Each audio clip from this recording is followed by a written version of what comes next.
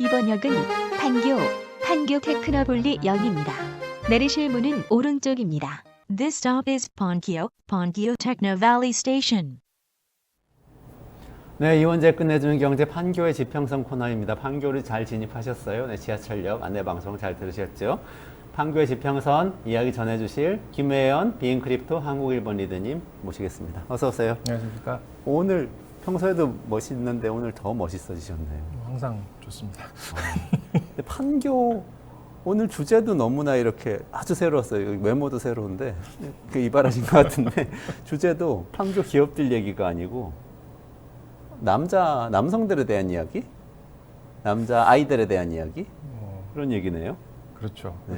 10대 자녀를 키우는 부모님들이라면은 아마 좀 관심이 갈 만한 또는 지난 몇 차례 선거에서 두드러지게 표현됐던 이대남이라고 불리는 집단의 정서가 궁금하신 분들이라면 또 약간 공감이 갈 만한 그리고 이 새로운 시대의 양성평등이 지금 교육 현실과 맞을까 하는 좀 의문을 가져본 적이 있으신 분들이라면 또 공감이 갈 만한 주제일 수 있습니다. 다만 일부는 좀 불편할 수도 있습니다. 이게 뭐 인류의 오랜 역사에서 여성이 억압을 받아온 것도 현실이고요. 그리고 성평등이라는 거는 결국은 이제 이 여성들의 권리 신장이 우선이다라고 생각하는 게 뭐 대부분 동의를 하실 거고 특히 진보라고 생각하시는 분들은 이제 그렇게 생각을 많이 하실 텐데 그 부분에 있어서 약간 거북하실 수도 있겠지만 꼭 뭐 그런 건 아니니까 좀 편하게 들어주셨으면 좋겠습니다. 오늘은 판교 기업들 얘기가 아니고 판교에서 아들 키우는 얘기 같은 느낌이네요. 근데 뭐 저 개인적으로 저는 제 전직은 이제 10대 남학생이었고요. 20대 남학생이기도 했었고 또 지금은 현직은 이제 10대 두 아들을 둔 아빠입니다. 아, 그렇군요. 그렇기 때문에 또 그 판교 주민으로서 사회의 일원으로서 이제 생각할 수밖에 없는 그런 주제인데요.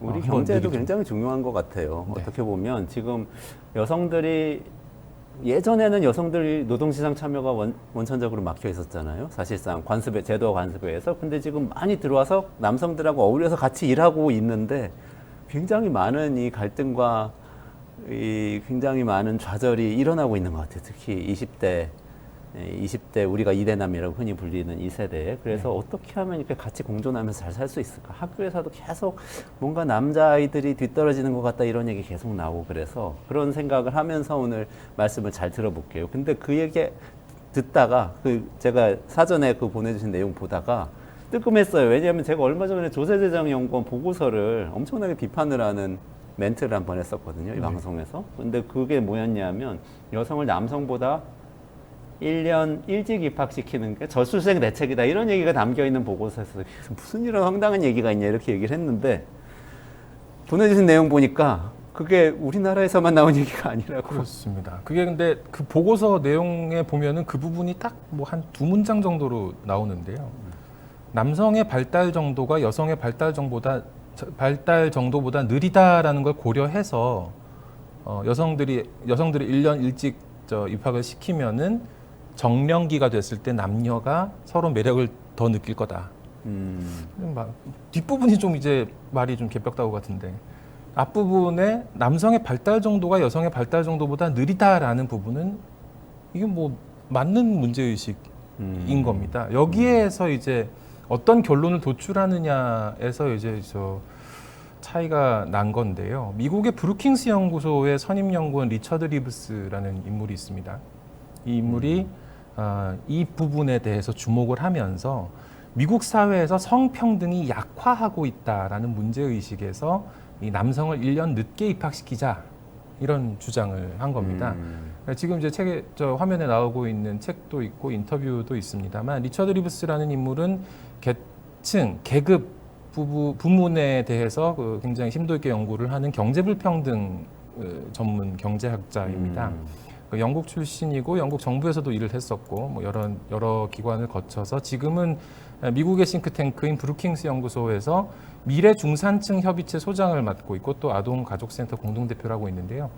우리나라에는 20대 80의 사회라는 제목으로 출간된 그 드림 호더스, 기회 사재기라는 책의 저자로도 알려져 있기도 한데 지금 말씀드리는 이 데모, 그러니까 여성을 1년 일찍 입학시킴으로써 남녀 평등을 좀 더 현실화할 수 있다 이런 얘기는 2022년에 냈던 Of Boys and Men, 국내에 뭐 소개는 되지 않았습니다만 뭐라고 번역하면 좋을까요? 소년과 남성 뭐 이런 남자아이들과 남자 어른들 이런 예, 뭐 좋습니다. 이런 얘기. 그 부분에서 이제 그 책에서 남성 계급의 퇴조 그리고 남성 정책의 필요성 이런 거를 역설을 했습니다.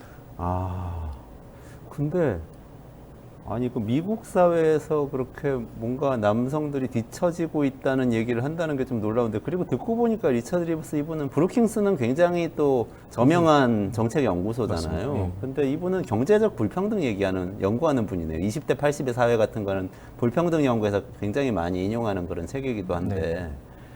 그러면은 남성들이 지금 뒤처져서 불평등해지고 있다 이런 얘기예요? 뭐 결과적으로는 그런 얘기인데요. 미국에 1972년에 제정된 법률이 있습니다. 타이틀 9이라고 보통 부르는 법인데 교육계에서 성차별을 없앤다 이런 내용이에요. 그러니까 뭐 조문을 보면은 미국의 어떤 사람도 교육과정에서 성별로 인해서 제외되거나 혜택을 거절당하거나 차별의 대상이 돼서는 안 된다 이런 조문입니다. 결국은 이제 남녀 상관없이 동일한 과목, 상담, 경제지원, 건강보험, 주거, 운동 기회 이런 게 제공돼야 된다 이런 건데요. 이게 지금 50년 전에 제정된 법률인데 그럼 그 50년이 지난 오늘의 현실이 어떻게 됐을까요? 미국 사회 변화를 지금 그래프로 보면은 알 수 있을 것 같은데요. 화면 한번 보시죠. 첫 번째로 보실 그래프는 연도별 성별 미국 학사학위 취득 비율, 미국 대학 졸업 비율입니다. 파란색이 남성이고 초록색이 여성이죠. 이게 이제 맨 앞부분이 70년대고 맨 뒷부분이 2023년인데요. 그러면은 한 80년대부터 크로스가 시작이 된 거죠. 여성이 더 많아진 거죠. 1972년의 수치상으로 보면은 남성이 16% 앞서고 있었는데 지금은 여성이 18% 앞서고 있는 걸로 나타납니다. 그러니까 더 벌어졌어요. 더 벌어졌는데 네. 바뀌었어요. 그러네요. 네. 그러니까 이게 꼭 대학 졸업률만 이런 게 아닙니다. 고등학교 졸업률도 6%포인트 차이로 여성이 더 많은 것으로 나타나고요. 과목별로 봤을 때 영어는 여학생이 4분의 3학년 앞서는 것으로 나타나고 수학은 동률로 나타납니다. 그러면은 이 성평등이라는 주제가 항상 좀 여성의 권리 신장, 여성의 어떤 학력 신장 이런 걸로 생각을 했었는데 그럼 이 법의 목표가 달성된 걸로 봐야 되지 않을까 하는 생각도 드는 거죠. 두 번째 그래프를 한번 보시죠. 두 번째는 OECD 국가별 성별 학사 학위 취득 비율인데요. 이거는 이제 미국만 그렇다는 게 아닌 걸 지금 입증하고 있는 겁니다. 중간쯤에 지금 빨간 네모로 된 게 미국인데요. 오른쪽이 여성이 더 많은 거고 왼쪽이 더 남성이 더 많은 겁니다. 여기 나오는 나라들은 모두 여성이 더 많은 거죠. 그러네요.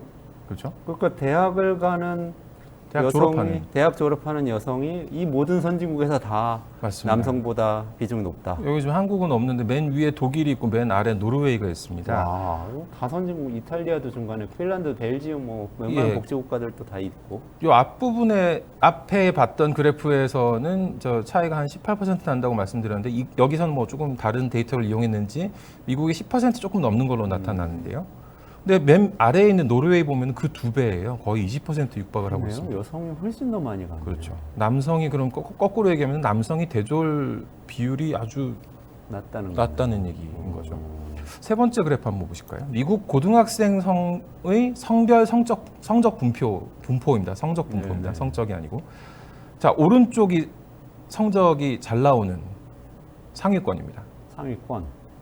왼쪽이 상위 10. 하위권이고.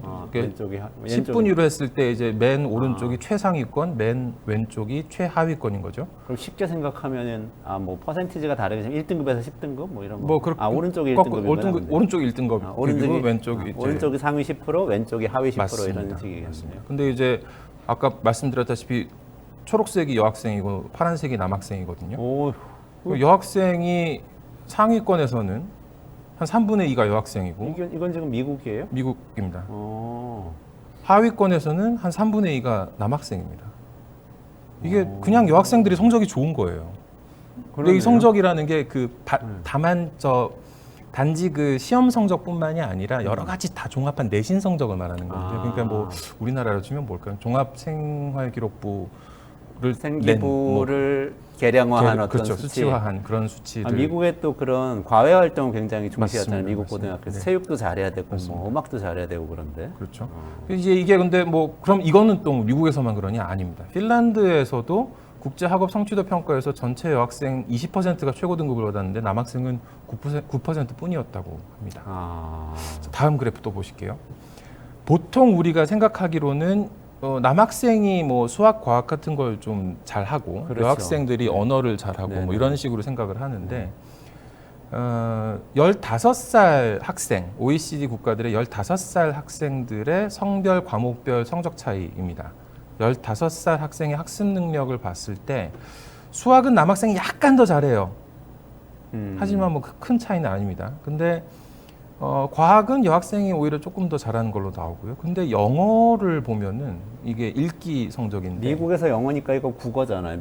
말하자면. 이제 OECD니까 뭐 꼭 읽기만 나오는 건 저 영어만 나온 건 아닌 것 같은데 여학생이 월등히 잘하는 거죠. 지금 30% 정도 잘하는 걸로 나타나는 겁니다. 그러니까 이게 그 미국에서 아까 타이틀 라인이라는 여권 여성이 교육에서 차별받지 않도록 하는 법 같은 게 통과가 네. 되잖아요. 네. 뭐 여러 나라들이 그런 걸 했지 않습니까? 그렇게 했을 때 하나의 방편 중에 하나가 뭐 스템이라고 하지 않습니까? 과학, 수학 같은 걸 뭐 묶어서 사이언스, 테크놀로지, 엔지니어링, 매스매틱스에서 이제 스템이라고 하는데 스템에서의 여학생들 성적을 높이는 그런 교육을 많이 했던 거죠. 그랬더니 이런 결과가 나왔는데 정작 여학생들이 계속 잘하던 과목은 잘하고 있는 거예요. 아, 여학생들이 너무 뒤처진다고 해서 집중적으로 그 과학하고 수학 교육을 시켰더니 여학생들이 더 남학생들보다 더 잘하게 그런 됐고 거죠. 원래 잘하고 있던 언어 같은 과목은 거는 그냥 계속 잘하고 있는 잘하고 있고 그래서 그렇습니다. 전체적으로 다 여학생이 맞습니다. 더 잘하게 됐다. 이건 뭐 그럼 이제 성별 차이가 이렇구나 하고 이제 뭐 그러네라고 하고 넘어가실 수 있는 문제가 아닌 게 여기에 이제 소득 문제, 계층 문제가 결합이 되면 약간 좀 심각해질 수 있을 것 같습니다. 미국에서는 또 그게 인종이 결합되는 걸로 볼 수도 있을 텐데 다음 그래프를 한번 보시겠습니다. 이게 이제 미국의 소득별, 성별 대학 진학률인데요. 다시 똑같이 초록색이 여학생이고 파란색이 남학생입니다. 학부모 소득이 낮을 때랑 높을 때를 보시면은 높을 때 잘 사는 집 아이들에서는 남녀 격차가 뭐 그렇게 크지 않습니다. 지금 뭐 학부모 그 가로에서 오른쪽이 오른쪽으로 갈수록 돈 학부모 많은 소득이 집, 높아지는 거죠. 돈 그렇죠? 많은 집안이고 맞습니다, 맞습니다. 왼쪽으로 갈수록 어려운 집안이고. 그렇죠. 근데 이제 형편이 안 좋을수록 남녀 성별 차이가 크게 나는 거죠. 대학 진학률에서. 잘 사는 집은 남녀 차이가 별로 안 나고 대학 진학률이. 네. 지금 어려운 집은 영 쪽으로 갈수록 점점 신경을 못 쓰게 되는 거죠. 그래서 이게 인종 문제로 이렇게 완전히 치환해서 보면은 미국 같은 경우에 흑인 가정에서 남학생 한 명이 대학 학위를 받는다라고 하면은 그 비율은 그동안 이제 여학생은 2명이 학위를 받는 걸로 나타나는데 한 2배 정도로 차이가 난다고 합니다. 그렇기 때문에 이제 경제 불평등을 고민하는 많은 분들이 계실 텐데 그분들이 이 남학생들의 현실, 우리 사회에서의 또는 국제 사회에서의 남학생들의 현실을 같이 고민해야 된다 이런 얘기를 지금 리처드 리브스가 하고 있는 건데요. 이게 근데 시험 성적, 단순히 시험 성적, 무슨 IQ 이런 지능 이런 문제가 아닙니다. 그게 아니라 종합적으로 봤을 때, 그러니까 그냥 시험 성적을 내면은 비슷하게 나오는데 내신 성적까지 종합해서 평가를 내고 입시에 반영을 하면은 이렇게 된다는 겁니다. 이거는 다른 말로 하면은 현재의 교육 제도에서는 여성들이 잘 적응했고 더 유리하다는 거죠. 현재 교육 제도에서는 그 굉장히 아이러니컬한데 왜냐하면 현재 교육 제도라는 게 굉장히 남성 중심 사회이던 때 만들어진 제도잖아요. 그렇죠. 근데 여성들이 훨씬 더 잘하고 있다는. 그렇죠. 그렇기 때문에 지금 거네. 이제 이게 지금 뒤집혔다고 해서 여성이 훨씬 앞서는 걸로 나타났다고 해서 이거를 페미니스트의 음모다라고 하면 이건 웃긴 얘기가 되죠. 뭐 100년 전에 교육 시스템이 고안됐다면 100년 전에 교육 시스템 고안한 사람들은 대부분이 남성들일 그렇죠. 거니까. 네. 그리고 그때는 남성들을 교육시키기 위해서 시스템을 만들었을 거라고요. 왜냐하면 그랬을 남성들이 테죠. 공장에 가서 일을 해야 되기 때문에 그 노동자들을 키우는 게 교육의 처음 교육을 디자인한 사실은 자본주의 사회에서는 목적이잖아요. 맞습니다. 그렇다면 이게 어떻게 해서 이렇게 나타난 거냐? 리처드 리브스가 얘기하는 이렇게 된 원인은 여성들의 성차별 장벽, 여성들이 교육을 받을 수 있는 장벽이 제거가 되면서 그게 제거됐더니 까놓고 보니까 이게 여학생들의 강점을 훨씬 두드러지게 나타나게 할 수 있는 시스템이었다 이런 거죠. 그러니까 현재의 제도에서는 여성들이 비교적으로 뭐 좀 더 관리를 잘할 수 있는 그런 시스템이었다는 게 뒤늦게 발견된 걸로 봐야 된다라는 겁니다. 구체적으로 봤을 때 리처드 리브스가 얘기하는 이 미국 교육 시스템, 뭐 다른 나라도 뭐 비슷하겠습니다만, 이 교육 시스템이 여학생들에게 유리한 점이 크게 한 3가지 정도가 있습니다. 남학생한테는 약점으로 작용하는 건데요. 첫 번째가 재밌는 부분입니다.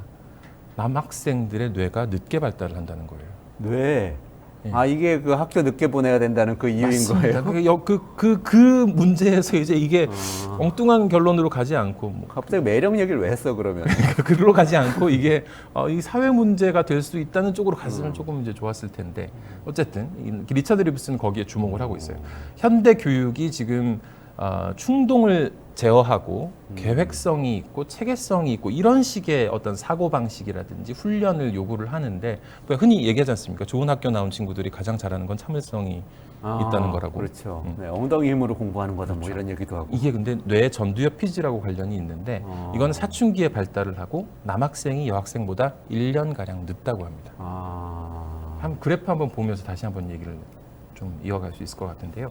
청소년들의 성별, 연령별 충동 억제와 감각 추구를 비교한 겁니다. 왼쪽이 소녀들이죠. 여성이고 오른쪽이 남성인데요. 충동 억제라는 거는 말 그대로 충동 억제하는 그런 기능이고요. 뇌 내에서. 감각 추구는 감각 추구를 하는 기능입니다. 노란 선이 감각 추구고 빨간 선이 충동 억제거든요.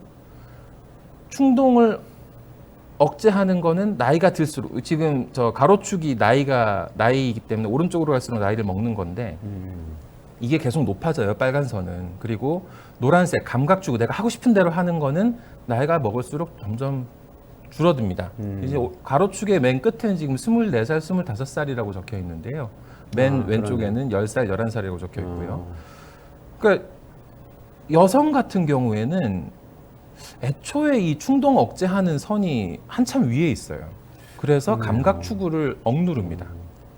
그러니까 감각 추구가 내 하고 싶은 대로 하고 맞습니다. 싶은 거고 충동 억제는 그런 걸 잘 억제할 수 있는 맞습니다. 능력이고 그게 만나는 점이 한 14살, 15살부터 16, 17 이 청소년기 잠깐만 비슷하고 나머지는 충분히 억제가 되는 거잖아요. 그렇죠. 그 기간만 약간 좀 이제 내가 하고 싶은 대로 할 거야 하는 게 약간 아주 지금 요 색칠한 만큼 정도만 나오는 정도인데 그리고 이제 그렇기 때문에 여성들은 항상 좀 이제 감정을 억누르고 현재 교육 시스템이 요구하는 충동 제어, 계획성, 체계성 이런 거를 계속 발휘를 할 수 있는데 오른쪽 보시면은 우리의 아들들은 이렇습니다. 우리 아들들은 감각 추구가 충동을 압도하고 있습니다. 이렇게. 우리도 그랬을 거 아니에요. 저도 그랬을 거고. 근데 이제 다른 점은 뭐냐면요. 저는 남중 남고를 나왔어요. 그렇구나. 그랬기 때문에 다 같이 그래서 그걸 잘 몰랐던 거예요. 근데 이게 공학이 되면은 여기서 이게 차이가 나고 성적 차이로 이어질 수밖에 없는 거죠. 그래서 이 남성 같은 경우에는 10대부터 20대 초반까지 줄곧 이 감각 추구가 높기 때문에 기본적으로 더 재밌는 거, 더 신나는 걸 하고 싶은 거죠. 공부가 그거가 되기는 힘들지 않습니까? 공부보다 재밌는 게 세상에 얼마나 많습니까? 그게 이제 저 시스템의 어떤 좀 시스템이 여성들한테 유리하게 작용하는 부분이라는 건데요.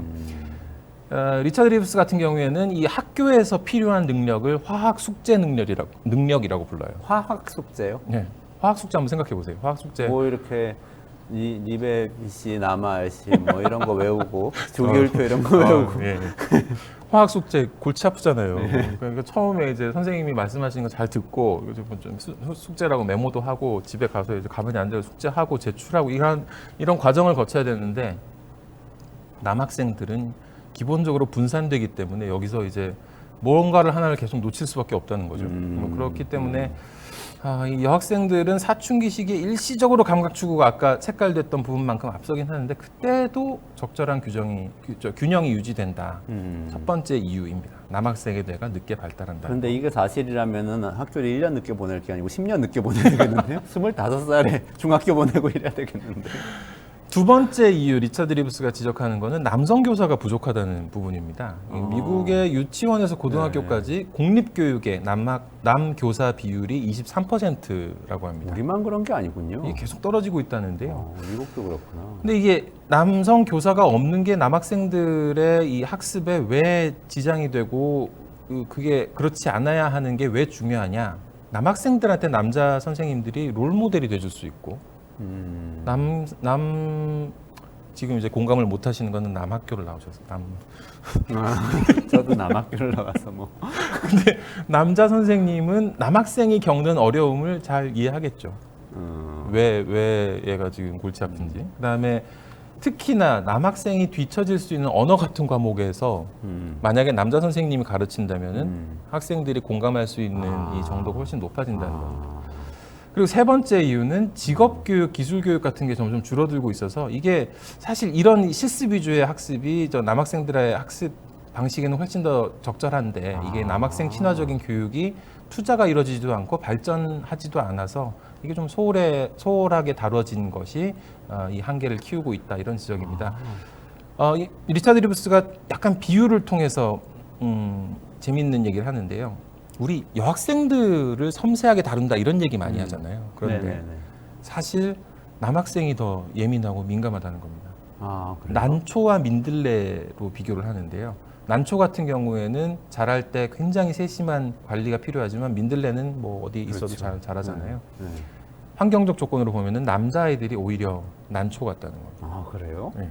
우리 다 거꾸로 생각하고 있는데. 근데 이제 그 이유를 규명한 어떤 연구는 없었대요. 네. 남자애들이 난초고 여자애들이 민들레 같은데 다만 이제 실제 어떤 연구를 보면은 가족의 소득 수준하고는 별개로 봤을 때 동네의 빈곤, 우리 동네가 어떤 지역인가 하는 게 남자아이들한테 끼치는 영향이 더 컸대요.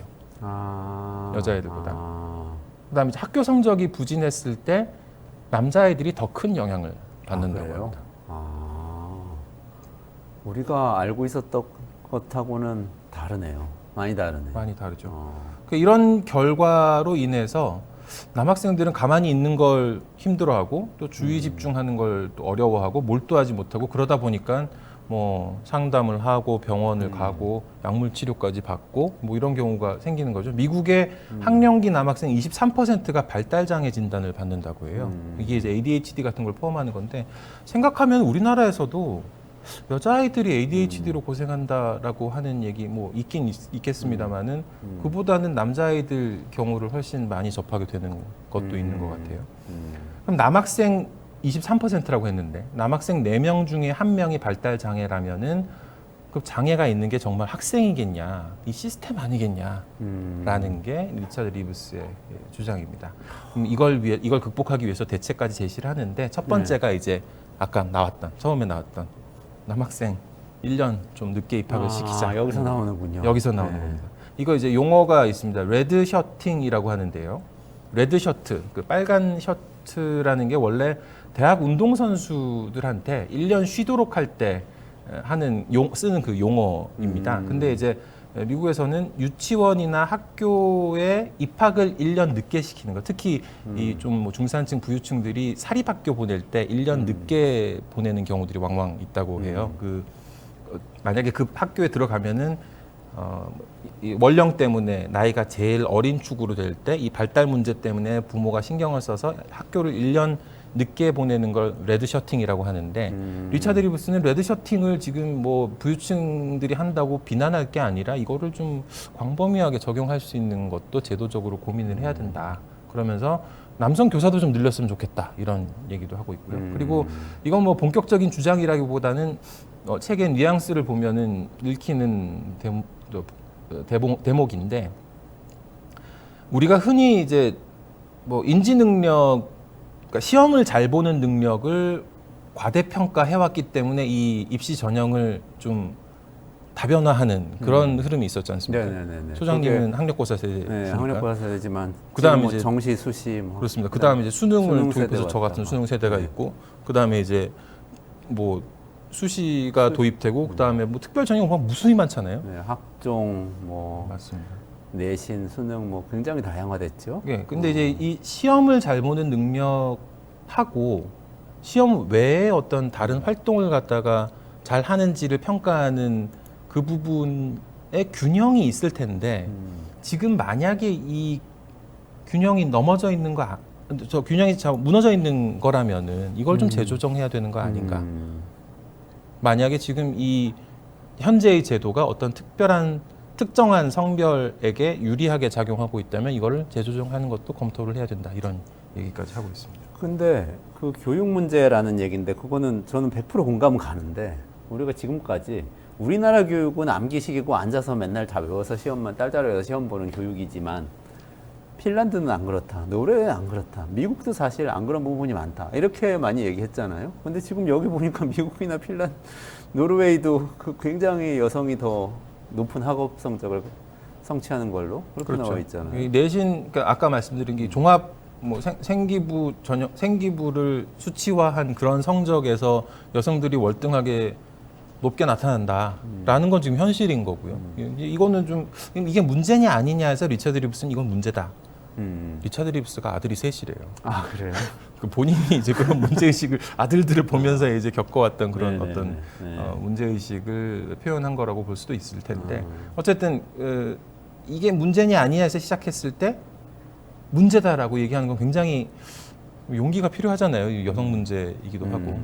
그래서 자기도 망설인 게 있었고 그래서 훨씬 더 연구를 많이 했어야 된다고 얘기를 하고 있습니다. 어쨌든 이거를 문제라고 보고 대책까지 내놓고 있는 거죠. 그러네요. 아유, 근데 지금 아까 처음에 이대남 현상을 이야기하셨는데 사실 이게 미치는 여파가 일단 그런 정치적인 것들, 정치의식이 정말 지금 우리 20대 이하는 남성하고 여성하고 너무 많이 달라요. 그런 문제도 있고 또 생각해보면은 저출생 문제라는 것도 결국 혼인 기피 현상하고도 연결이 돼 있잖아요. 혼인을 더 이상 하지 않는 게 문제가 있는데 그 문제도 이렇게 남녀 간에 격차가 생기고 대화가 안 되기 시작하면은 저출생 맞습니다. 문제도 풀리지 않는 문제. 그렇죠. 그러니까 이게 이제 학창 시절의 경쟁에서 남성들이 좀 뒤처졌기 때문에 겪는 아픔 이런 게 이대남 현상의 한 원인이다 이런 얘기들은 뭐 이대남 현상이 막 이렇게 화두가 됐을 때 나왔던 적이 있었죠. 근데 결국은 이대남 현상이라고 지금 뭐 이름을 붙이긴 합니다만은 뭐 모든 20대 남성이 그런 것도 아닐 거고 이게 뭐 약간의 좀 사회 극우화 현상이기 때문에 우려하는 목소리가 있을 것 같아요. 근데 이게 우리나라만 그런 건 아닙니다. 지금 이번에 유럽 의회 선거에서도 중도 세력이 뭐 과반을 유지할 수는 있을 것 같긴 한데 강경 우파가 굉장히 약진한 걸로 나타났죠. 특히 그렇죠. 20대 그 프랑스의 그 조르당 바르델라라는 국민연합 대표가 선풍적인 인기를 끌었었는데 29살이던가요? 아주 뭐 그런 이제 역할을 했었고 또 독일하고 네덜란드에서도 강경 우파 정당이 2위를 차지했는데 이번 유럽 의회 선거에서 가장 많이 언론들이 했던 얘기가 젊은 층이었어요. 젊은 층 극우화 얘기였어요. 우리나라로 치면 이대남 같은 그런 얘기였던 거죠. 이제 글로벌 현상이라고 볼 수 있을 것 같은데요. 한겨레에서 지난 3월에 냈던 기사를 보면은 한 여론조사를 인용해서 좀 글로벌한 여론조사였는데요.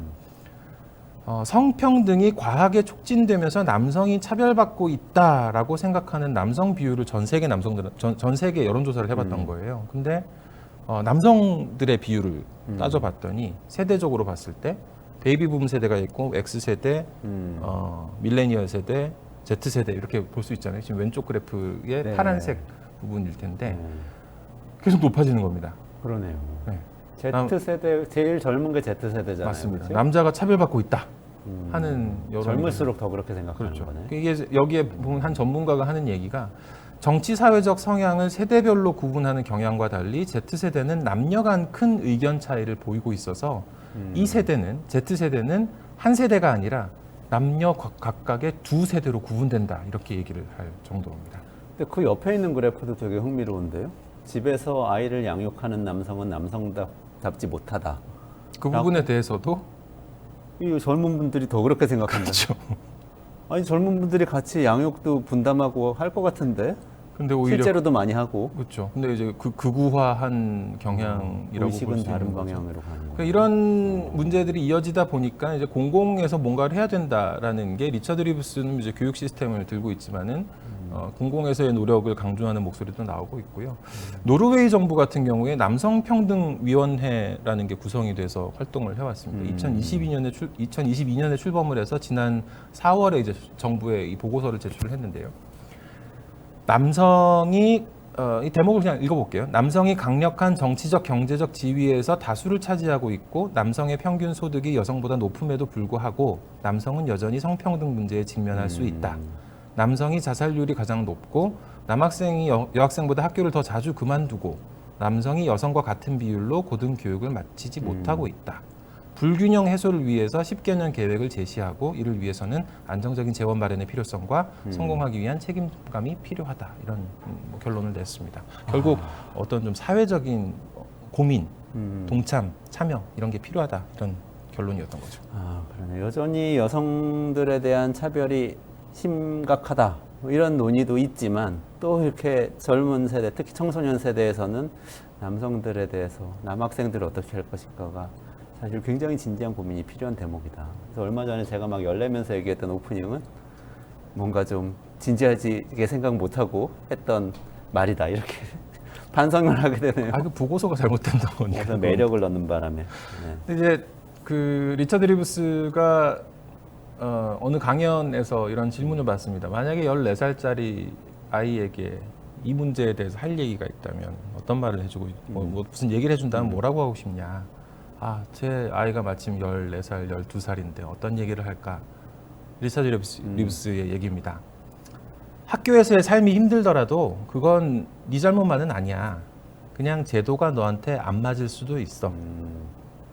두 번째는 하지만 그렇다고 해서 그게 페미니즘 때문이라거나 사회가 옛날하고 달라졌기 때문은 아니야. 남자애들이 이렇게 끌어올려져야 하기 때문에 여자애들을 억눌러야 되고 뭐 이런 것도 아니야. 인터넷 어두운 곳에서는 그런 말들이 막 달콤하게 흘러다닐지 몰라도 그거는 아무런 발전을 가져올 수 없을 거야. 나는 네 얘기를 듣고 있고 우리 모두는 네 얘기를 듣고 있으니까 너도 우리에게 귀를 좀 기울여줬으면 좋겠다. 진짜 아빠가 얘기하는 것 같네. 연구자 얘기인데 어쨌든 너무 잘 정리해 주셨어요. 너무 감사하고. 근데 저 마음속에 결론이 하나 딱 섰는데 네. 정책적으로 볼 때 여성가족부 지금 이번 정부에서 폐지하겠다고 하면서 장관도 임명 안 하고 있잖아요. 폐지하지 말고 성평등 가족부로 만들면 되겠네요. 남성에 대한 평등도 이야기를 하자. 그러면 되는 거지. 굳이 이렇게 분란을 만들어서 무슨 뭔가 잘못된 건 여성들 탓이고 이게 잘못된 건 남성들 탓이고 이렇게 만들 필요는 없는 것 같아요. 그렇죠? 네. 오늘 이렇게 정말 어려운 내용인데 정리 감사합니다. 판교의 미래를 위해서 중요한 이야기인 것 같네요. 남녀가 같이 연대해서 어떻게 하면 조금 더 같이 신장된 능력을 가지고 사회에 기여를 하게 만들 수 있을 것인가 같이 고민을 해야 될 것 같습니다. 마무리해도 되겠죠? 네. 네. 김혜원 비인크립트 한국 1번 리드하고 같이 전 세계 글로벌하게 지금 펼쳐지고 있는 남학생들이 겪고 있는 어려움에 대해서 한번 살펴봤고요. 거기에 대한 정책적 대안도 이야기를 했습니다.